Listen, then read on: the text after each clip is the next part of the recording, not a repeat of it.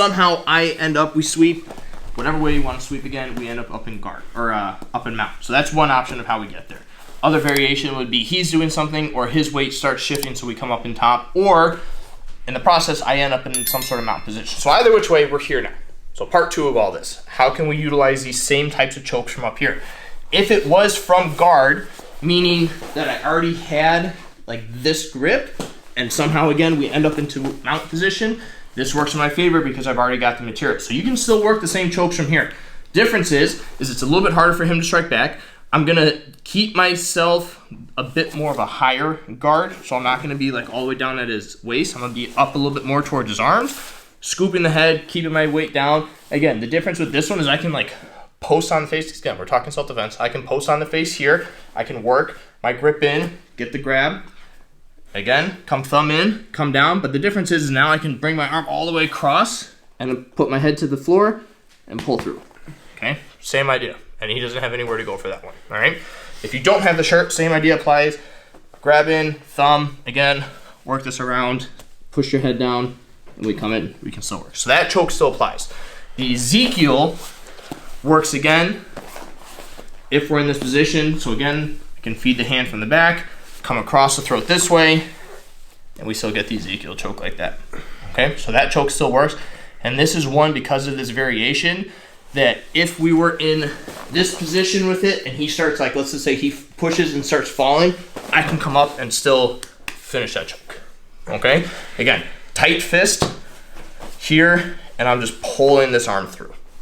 Make sense? So those are like the 2 variations. Again, same chokes, but I'm just doing it from mounts. Now, let's say in the process of doing this, grabbing these chokes, he's really fighting me, he's bumping his hips like crazy, and it's hard for me, because as we know, it's hard for me to stay in control and mount as he's doing this. So instead, during this process, bring your legs across, work to knee on belly, get to here, and come into side control.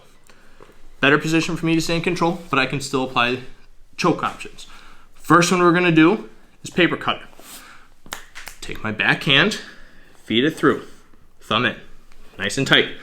Bring this hand across, okay? Now notice, I'm not like bringing my arm way out here, because again, as I start doing this, he's gonna use his head and his hands, and they're gonna move their head so that I can't get that arm through, right? But when I keep it nice and tight, there's not really much he can do, and I come across. So all I'm looking to do now is have it to where I'm chopping with my elbow. So think of like the old school paper cutting machines, okay? I know you guys don't know what those are anymore. But my hand's here, bring it all the way across. I get to this position, all I'm looking to do is bring my elbow straight down to the bottom, okay? And I'm just literally chopping across his windpipe, chopping across the arteries on the side. If it's a nice tight grip, so instead of me grabbing way down here, if I grab closer to this side and bring it around, it's obviously gonna make it a little bit tighter. If I wanna add a little bit of pressure, I take this hand and I'm going to reach under and just put my hand behind his shoulder and his tricep, so that if he tries to turn into me to avoid the pressure of the choke, I'm able to essentially lift up that shoulder. And again, I can stretch out my legs and we just still get the pressure in there, so it still makes a nice tight paper cut choke. Okay, so that's the paper cut option. Similar idea, but we call it the baseball choke. So again, I get these grips in here. I can work over this way, grab behind with this way. So now it looks like I'm holding a baseball bat. Okay, the idea with this choke is I'm just bringing my elbows together like you're winding up for bat. So I can finish a choke if I get a nice tight grip. All I have to do is shift my weight a little bit, because the way that I'm at, I can only pinch so far. So I have to shift my weight so that I'm essentially pinching my elbows over here, and I'm bringing it a little bit tighter, and I can still get the choke. Now for me, because I like to be an asshole when I do this, I will actually come up to knee on belly. I will pull their head up towards me and apply the choke all at the same time, just so that I'm sucking out the wind here, pulling the head up, and I'm just adding a whole lot of strain to the person. Now, the nice thing with like the baseball and the paper cutter is if I'm doing this and somehow I lose this top grip, I can come right back around. So I still have options from here, and if this doesn't work, obviously then I'm just gonna look to take position and see now how I can switch and start working for other options. Does that make sense? I have the paper cutter choke, I have the baseball choke, you have the cross choke still, you have the Ezekiel choke.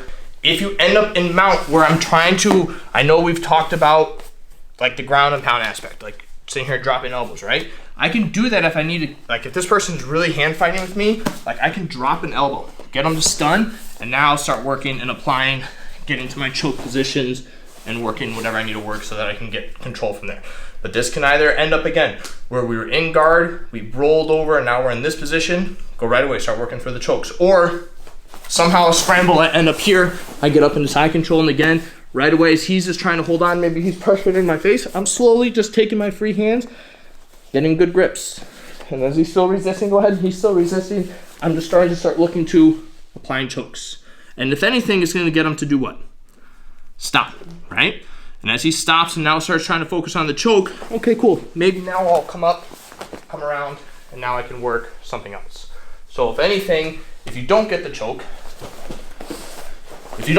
we use it as a setup. And when they go to defend the choke, I switch to something else. Because when it comes to chokes, what's one thing that you have to do? You have to respect it.